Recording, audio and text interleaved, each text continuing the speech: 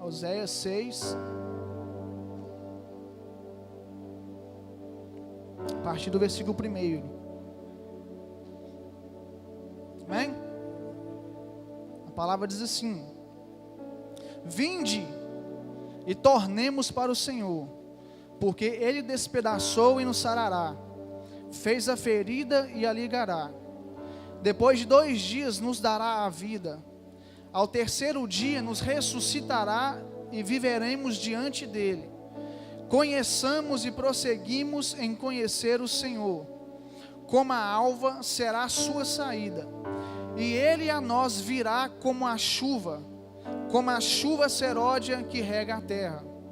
Tem uma outra tradução da palavra da Bíblia aqui, que diz assim: o povo de Israel diz: venham, voltamos todos para Deus o Senhor. Ele nos feriu, mas com certeza vai nos curar. Ele nos castigou, mas certamente nos perdoará. Daqui a uns 2 ou 3 dias, no máximo, Ele nos dará novas forças e nos porá de pé, e nós sempre faremos a sua vontade. Vamos nos dedicar mais e mais ao Senhor. Tão certo como nasce o sol, Ele virá nos ajudar. Virá tão certamente como vem as chuvas da primavera que regam a terra. Amém? Obrigado, Jesus, por a Tua palavra que foi lida. Peço ao Senhor que o Senhor abra os nossos corações para receber a Tua palavra aqui essa noite. E que a gente venha sair daqui, Pai, com entendimento. E que não venha somente ser ouvintes, mas também praticantes da Tua palavra. Muito obrigado por tudo. Amém. Essa palavra, como eu sempre falo, às vezes eu amo ler o Velho Testamento. E essa palavra, ela fixou no meu coração de uns tempos para cá, desde quando cantam aquela música aqui, que fala: conhecemos e prosseguimos em conhecer. Eu quero me apaixonar cada vez mais por você.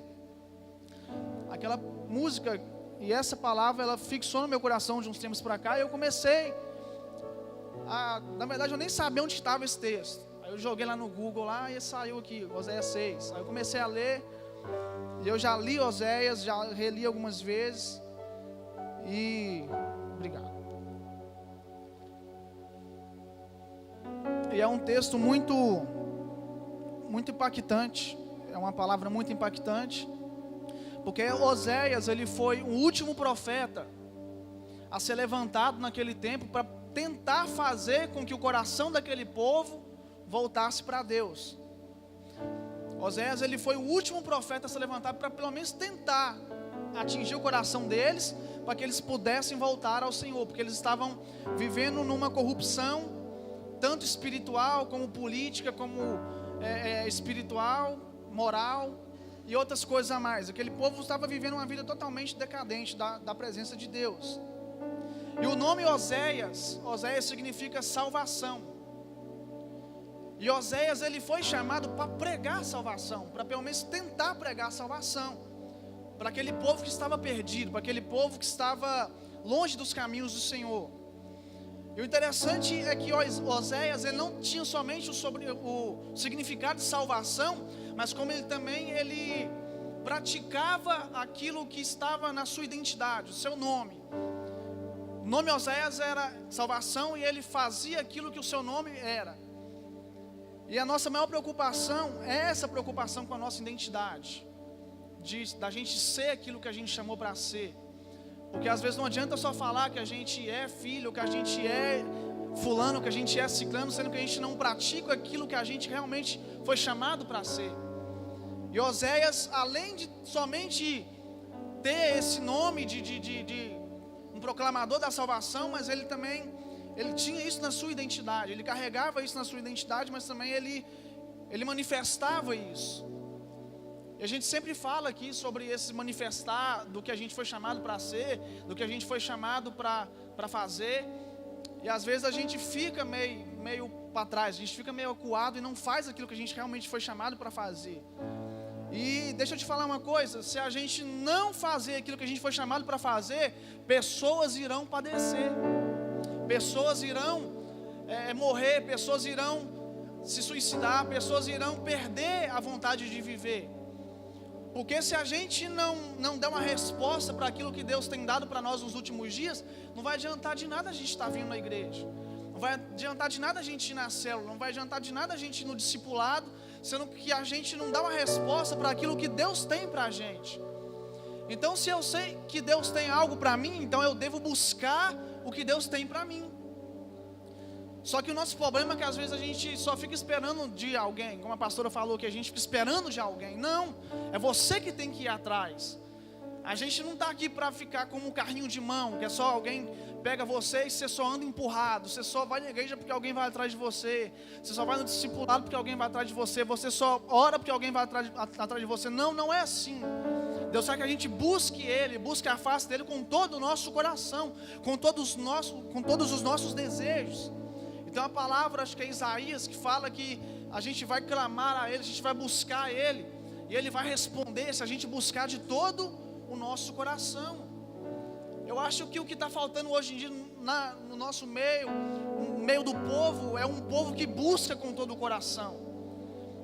Eu até costumo falar de que quando eu entendi esse texto, eu venho um daqueles meios, né, que a gente vai para o culto, e eles falam que o culto está frio, que o culto não tem Deus, que o culto não é isso e aquilo. Eu cresci no meio ouvindo isso. Mas quando eu entendi que não é o templo que tem que ter Deus, mas que sou eu que tenho que ter Deus, para mim nunca mais existiu um culto frio. Porque eu não preciso de ver manifestações às vezes aqui, mas eu preciso de entender que Ele está aqui, que eu posso senti-lo, não somente aqui, mas na minha casa, no meu quarto, aonde eu estiver. Então às vezes quando a gente estiver no culto, a gente não fica buscando uma manifestação de quem está na sua frente, de quem está na sua retaguarda, de quem está do seu lado. Não, Deus Ele quer manifestar em você, para depois Ele manifestar através de você. Quase. Eu anotei algumas coisas aqui importantes de Oséias. Uma delas foi essa, da identidade dele manifestar aquilo que ele é. A outra coisa foi que Oséias, ele foi o último profeta a ser levantado, como eu falei aqui. Deixa eu te falar, a gente está vivendo esse tempo. Esse tempo de Deus está levantando essa geração que vai ter uma voz profética para esse povo, que vai ter uma voz de resposta para esse povo. Que a gente vive numa geração em que o povo busca resposta para tudo quanto é lado. Eles buscam resposta para todo lado, mas esquecem do Senhor. E Oséias, ele foi levantado num tempo onde aquele povo adorava imagens, onde aquele povo sacrificava crianças, onde aquele povo esqueceu totalmente do Senhor. É por isso que quando Oséias, aqui no capítulo 6, a primeira coisa que ele vai falar é fazer: olha, voltemos para o Senhor. Então se ele faz esse apelo para aquele povo voltar, então quer dizer que aquele povo tinha saído. Então quer dizer que aquele povo um dia esteve, mas agora não estava mais. E a gente sabe que a nação brasileira já experimentou muitas coisas da parte do Senhor. A nação brasileira já foi considerada, ou é considerada ainda a maior nação cristã do mundo. Mas só que não é o que parece. Porque a igreja, ela calou, porque a igreja, ela extasiou, a igreja parou no tempo.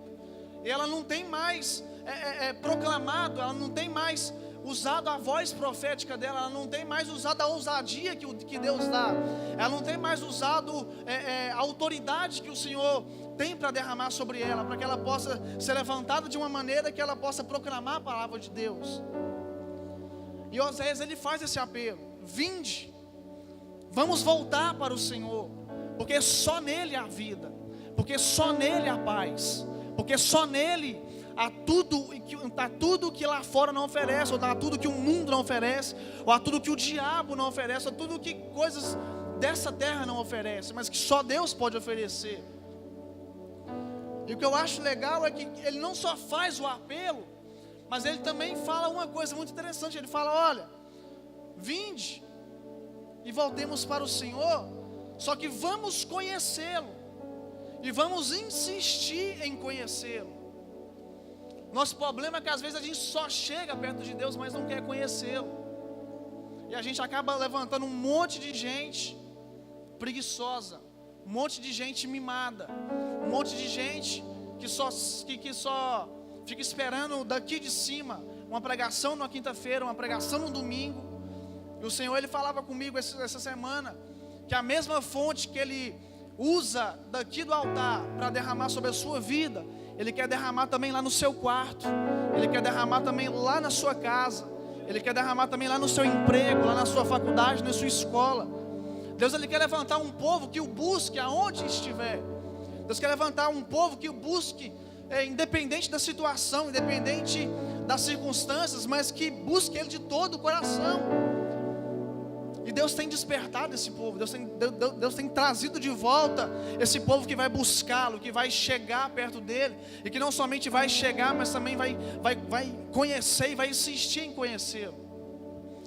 É o que o Gilmar sempre fala aqui, Deus, Ele tem lugares que pessoas ainda nunca explorou.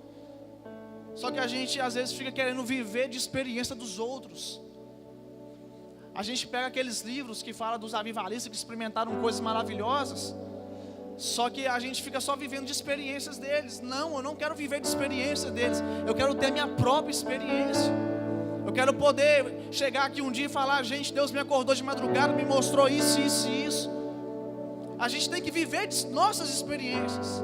É bacana falar de uma experiência de fulano, de ciclano, mas é melhor ainda falar de que Deus falou comigo, de que Deus esteve comigo. Estava lendo, acho que é Números 12, quando Arão e Miriam chegam para Deus, reclamando: ah, Deus, será que o Senhor só fala com Moisés, também não fala com a gente? Eu não vou aceitar isso não. Será que não tem mais profeta aqui não? Será que só vai falar com Moisés? Aí Deus fala a Moisés: Moisés, junta você, Arão e Miriam e vai para a tenda. Quando chega lá na tenda, Deus fala com ele assim: por acaso não há profeta entre vocês, entre o povo? Quando eu quero falar com eles, eu dou a ele visões e profecias. Só que com meu servo Moisés, eu falo face a face. E cara, eu sou apaixonado na história de Moisés, porque para mim Moisés era um cara que não ia dar em nada. Porque para mim Moisés era um cara que a sociedade hoje iria julgar, porque ele era um assassino. Não é assim que a gente fala: nossa, o cara matou fulano, o cara fez isso e fez aquilo. Mas não, mas a história de Moisés vem para nos mostrar que independentemente dos nossos pecados, Ele ainda quer se manifestar a nós, ainda quer conversar com a gente face a face. E eu preguei aqui uma vez sobre Enoque. Eu falei de Enoque, que foi um outro homem que andou com Deus, que desfrutou das coisas maravilhosas com Deus. Eu falei uma coisa muito, muito importante. Eu falei que na época de Enoque, ele não tinha tantos meios de se aproximar de Deus como a gente tem hoje. Naquela época não tinha Bíblia, naquela época não tinha pastor, naquela época não tinha ninguém que o instruísse, mas o seu próprio coração quis buscar o Senhor. E hoje, gente, não tem desculpa para falar que não tem como sentir a presença de Deus. Hoje não tem desculpa para falar que não tem como orar, que não tem como jejuar, que está fraco, que está isso. Gente, vamos parar de ser inconstante, pelo amor de Deus. A gente tem vários meios, a gente tem o Espírito Santo que foi derramado, a gente tem a palavra para nos ajudar, a gente tem pastores capacitados, a gente tem líderes que estão aqui para nos ajudar. Então, pelo amor de Deus, vai chegar um momento em que eu estou sonhando que vai acabar com as inconstâncias dentro das igrejas, dentro da presença de Deus, dentro dos jovens, dentro das mulheres, dos homens, de casamentos, de famílias. Essas inconstâncias vão acabar, porque quando a presença dele chega, não há nada que permaneça diante dele. Essas inconstâncias vão ser derrubadas.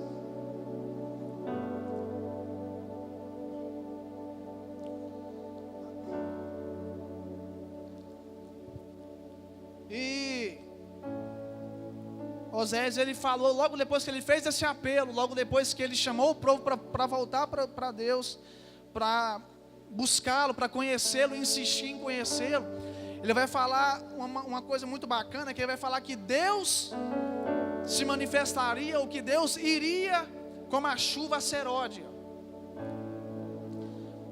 E a chuva seródia, naquela época, eles deram dois nomes para cada estação daquele tempo. Uma chuva chamava chuva temporã, e a outra era chuva seródia. E é sobre isso que eu quero, na verdade, eu quis estender várias coisas, mas a principal que eu quero falar que é sobre essa chuva. A chuva temporã era uma chuva que ela vinha antes da colheita, antes de plantar, quer dizer. Deus vinha, mandava a chuva regava a terra ficava bem macia, pronta para receber a semente. E depois eles plantavam a semente, e a semente germinava, crescia. E momentos antes deles ir lá e tirarem as plantas, vinha essa chuva chamada seródia. A chuva seródia, ela vem antes da colheita. Ela vem antes dos homens ir lá e arrancar as plantas da terra. E a chuva temporã, ela representa o derramamento do Espírito na época da igreja, quando ela foi fundada. Porque aonde que a mensagem do Evangelho seria pregoada, e ela iria ser plantada nos nossos corações, e ela tem sido plantada nos nossos corações. Então, a chuva temporã, ela representa o derramado do Espírito, aonde Deus vem, limpa o nosso coração, e a gente recebe a palavra dEle, e a gente começa a viver uma vida dedicada a Ele. Só que aí vem a chuva seródia. A chuva seródia, ela é antes da colheita.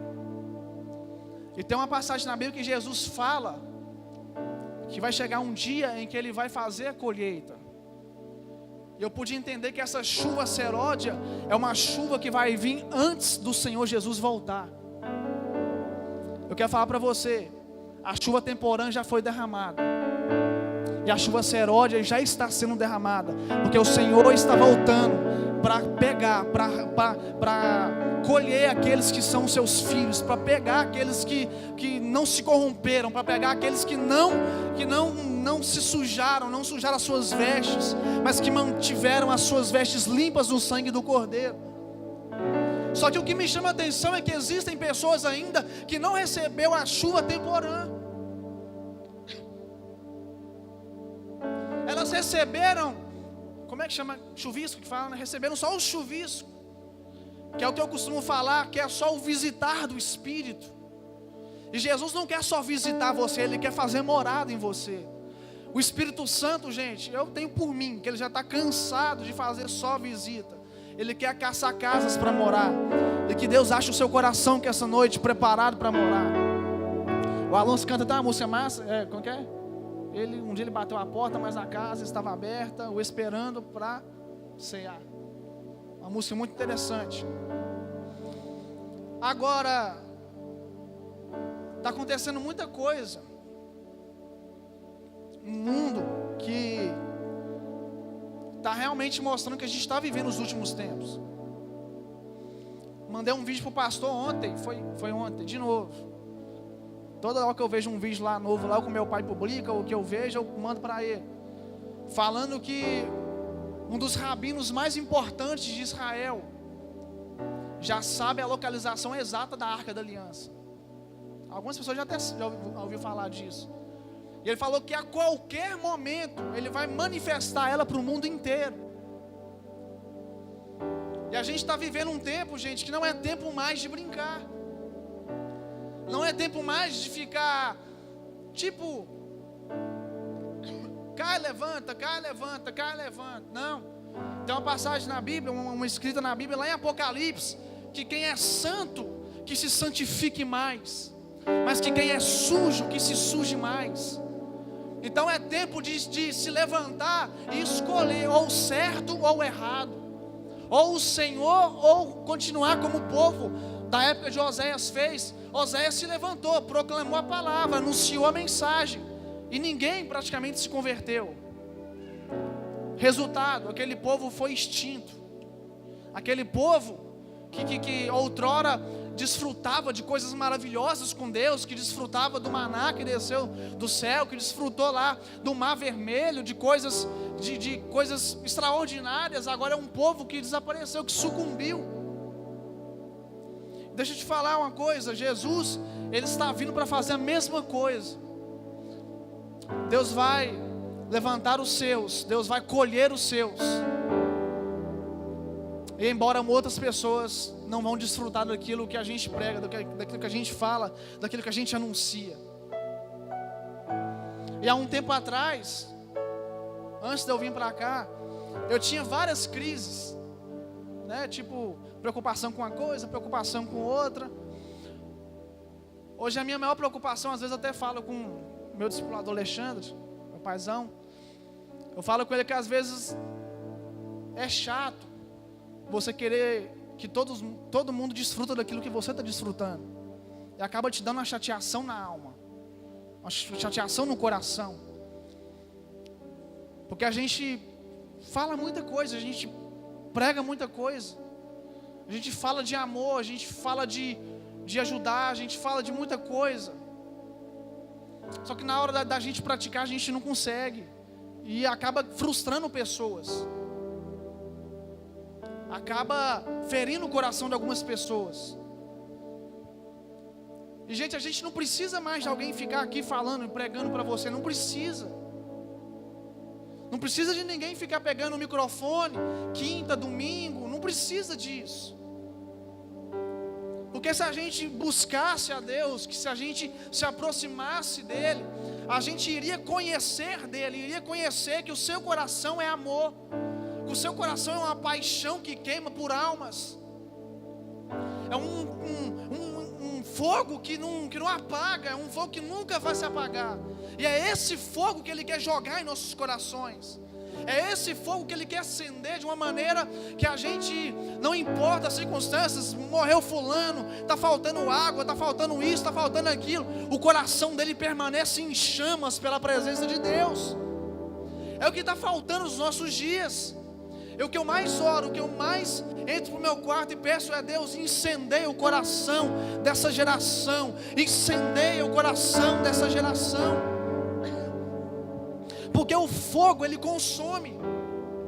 O fogo, ele queima tudo que não presta. O fogo, ele purifica e deixa só o que é bom.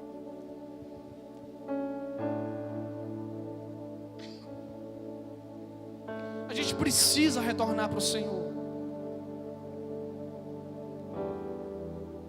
Você está fraco? Só buscar Ele. Você está desanimado? Entra para o seu quarto, fecha a tua porta, se relaciona com Ele. Quando Oséias fala desse jeito assim, ó, vão conhecer o Senhor e insistir em conhecer, ele está falando de uma intimidade constante. Não é só hoje, não é só quinta-feira, não é só na célula, não é só no culto de domingo, é uma intimidade constante. Ninguém casa para se relacionar só um dia. Um casamento é para ser relacionado todos os dias. É você conhecer a pessoa que está do seu lado, é você aprender com ela, é você ajudá-la, é você compartilhar momentos com ela. Por que o ser humano é assim? O ser humano, ele é tão constante nas coisas ruins, mas quando vem para a presença de Deus não é. Sério, começa a pensar para você ver. Quando algumas pessoas nunca foram assim. Mas quando as pessoas estão lá fora, estão longe da presença de Deus, quando vai ter uma festa, ele sai chamando a galera. É ou não é? Eu falo porque uma vez eu lembro, quando eu era adolescente, eu fiz uma festa lá em casa. Nós alugamos umas caixas de som desse tamanho assim, ó. Aí levamos bebida, fizemos churrasco. E eu nem estava na igreja nessa época, não. Gente, foi praticamente a metade do bairro para lá. Lotou. Fizemos festa até 2, 3 horas da manhã, chamaram até polícia. E o interessante é que eu só precisei de chamar 4 pessoas, as outras 4 pessoas que fizeram um papel de chamar todo mundo. Agora deixa eu te perguntar, quantas pessoas estão ao nosso lado? E quantas pessoas às vezes traz uma pessoa para vir no culto? Outra coisa que me intriga é dos momentos que a gente fica na presença de Deus. Porque como eu falei aqui, nas festas a gente fica até 3 horas, 4 horas da manhã, 5 horas. Às vezes tem aqueles shows lá no Expo Agro, lá tem gente que fica lá até o sol nascer. E sai de lá e vai direto para o trabalho ainda. Aí quando é na presença de Deus, como o Alexandre fala, a alma fica inquieta, dobra o joelho, fica 2 minutos e fica, levanta. É ou não é? Isso é falta de amor, falta de paixão. Deus quer incendiar o nosso coração para que a gente passe momentos com Ele e não se sinta cansados. e não se sintam entediados. Deixa eu te falar uma coisa, Deus, gente, Ele conhece o coração de cada um. Acho que foi o Sancleve que falou que uma vez num culto, ele falou que às vezes a gente levanta a mão pro alto para cantar mentiras. Não, cara, na moral, eu fico imaginando Deus no trono. O culto para Deus, Ele só vê você. Você está aqui no culto que você vê um monte de cabeça, mas quando Deus está no trono, Ele só olha para você. Aí está cantando a música aqui, sei, me leva aonde o Senhor quer, faz isso e isso comigo. Aí Deus está falando assim, cara, mentira. Sou hipócrita. Uma pessoa que canta com o coração, gente, ele não tem dúvidas no seu coração, ele está adorando mesmo. E a adoração não faz somente bem para Deus, faz bem também para a gente. Você já sentiu aquele fogo queimando no seu peito, aquele arrepio, às vezes dá umas tremedeiras assim? A adoração que Deus quer é uma adoração constante, uma adoração de verdade. É por isso que Ele está em busca dos verdadeiros adoradores, que adoram a Ele em espírito e em verdade. É como o pastor fala que às vezes, fica sem vir no culto, mas quando vier, vem para adorar de coração, vem para se entregar de coração, porque às vezes só vir por vir, não vai adiantar nada. O que o Deus quer é uma multidão de pessoas que buscam com todo o coração. É de pessoas que estão cansadas, mas mesmo assim fala, cara, eu vou lá porque Deus é o meu maior tesouro. É uma pessoa que está com as pernas doendo, que saiu do trabalho, veio até sem tomar banho, como eu cansei de falar que eu já vim, e está aqui porque Deus é o seu perfume. Jesus é o seu maior perfume. Deus está procurando essa geração.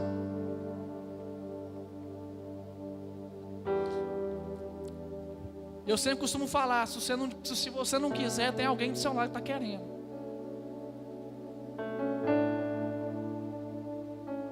A frase que eu sempre busco comigo, e que um tempo atrás, eu estava deixando essa frase, não somente essa frase, mas o significado dela morrer no meu coração.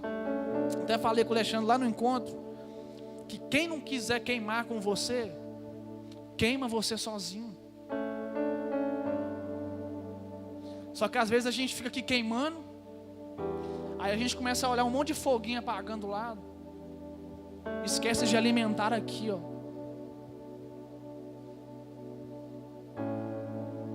Ah, mas fulano saiu da igreja, fulano não quer mais vir no culto, fulano não quer fazer mais isso. Cara, se preocupa contigo, porque quando ele vê você queimando, ele vai querer também queimar também. Ele vai começar a ver muita coisa na sua vida fluindo, vai falar, rapaz, por que eu não fiquei?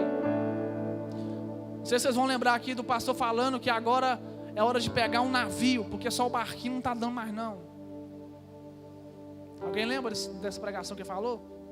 É bom gravar as pregações.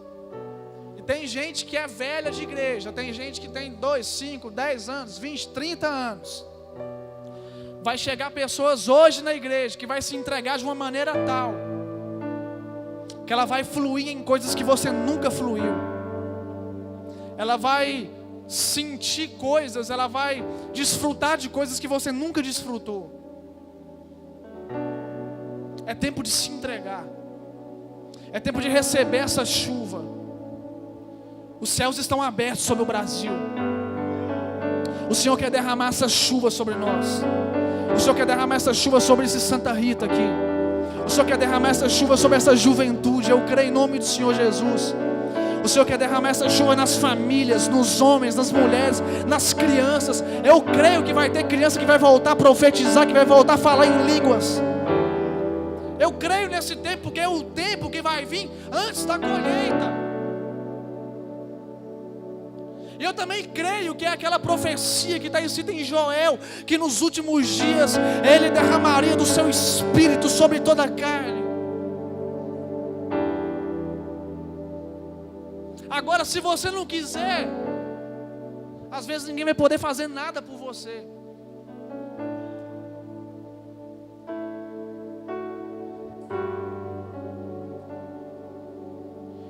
fica olhando quem quer e quem não quer. Se Oséias tivesse olhado a nação, ele nem tinha feito o papel dele, mas ele foi até o fim.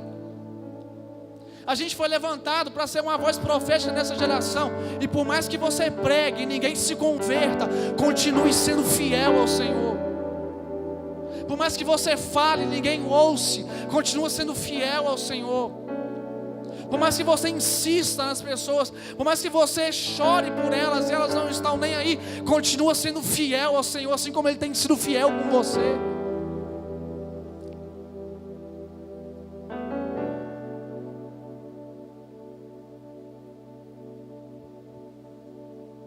É tempo de voltar. Tem uma música que é do... esqueci.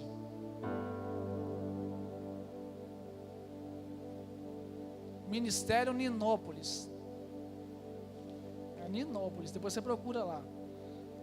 Ele fala assim: um dia Deus olhou para essa nação. É antiga, filho. Morava lá em BH ainda, era pequenininho. Ah, e outra coisa, quando eu morava lá em BH, eu lembrei uma vez que eu era pequenininho, acho que eu nem sei que idade que eu tinha. Ó, pra você ver. Eu lembro até hoje, Deus me trouxe na memória esses dias. Eu estava pongado na grade assim, eu falei: cara, um dia eu vou ser pastor. Faz ideia. Aí, tem gente ainda que falou que hoje eu sou pastor. Será? Mas enfim, falando da música, um dia Deus olhou para essa nação e por ela se apaixonou de uma forma especial. Alguém já ouviu essa música? Sabe cantar ela?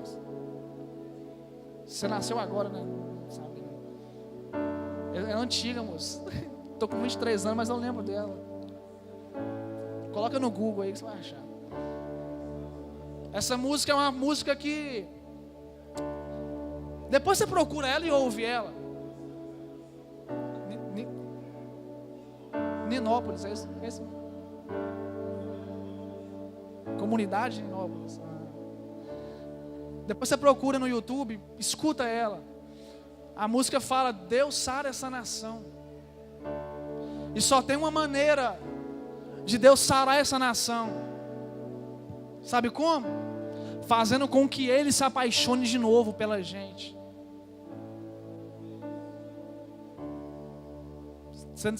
Talvez você não entendeu, não. Só tem um jeito de Deus sarar essa nação, fazendo com que Ele se apaixone de novo pela gente. Nós somos a noiva dEle, precisamos tocar o coração dEle de novo. Precisamos de passar madrugadas de novo com Ele. Precisamos de rasgar o nosso coração de novo. Precisamos de nos entregar de novo, assim como uma esposa se entrega para o seu esposo. Ei, é tempo de levantarmos e irmos em encontro a Ele.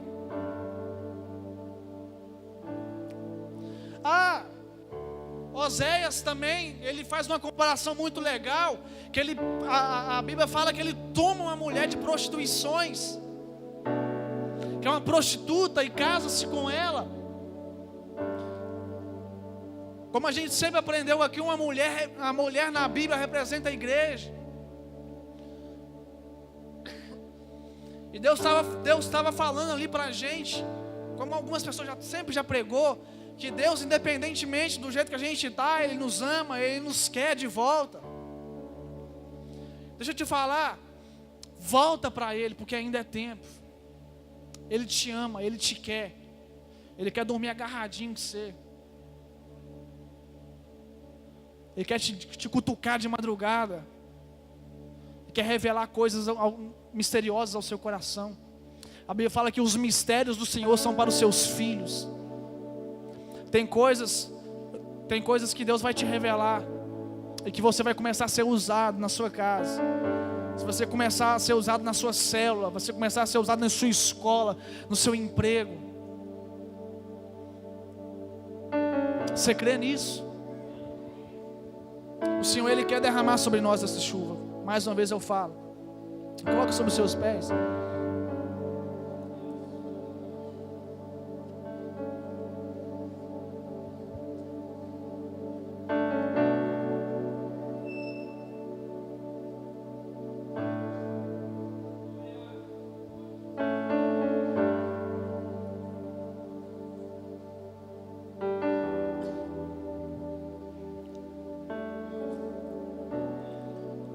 Uma água na Bíblia representa a presença do Espírito. Água, fogo.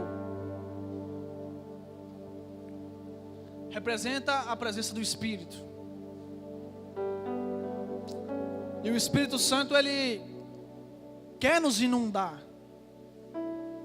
Ele quer nos encharcar. Ele quer nos lavar de novo.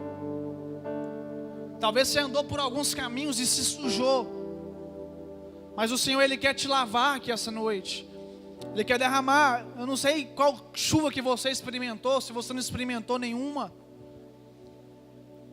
Mas que essa noite o Senhor venha te lavar com a chuva temporã. E que Ele venha também te lavar com essa chuva seródia. Que Ele venha lavar o seu coração. Que Ele venha lavar a sua mente. Que Ele venha lavar o seu interior. Que Ele venha olhar para dentro de você e venha encontrar um espaço para habitar.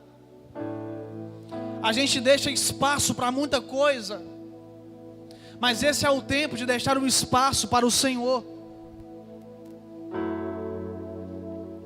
Temos muitas ferramentas, então não tem mais desculpa, é ir ou ir. Não deixa ninguém desanimar você, não deixa ninguém te enfraquecer. Ele te ama, Ele te quer. Ele quer se apaixonar por você.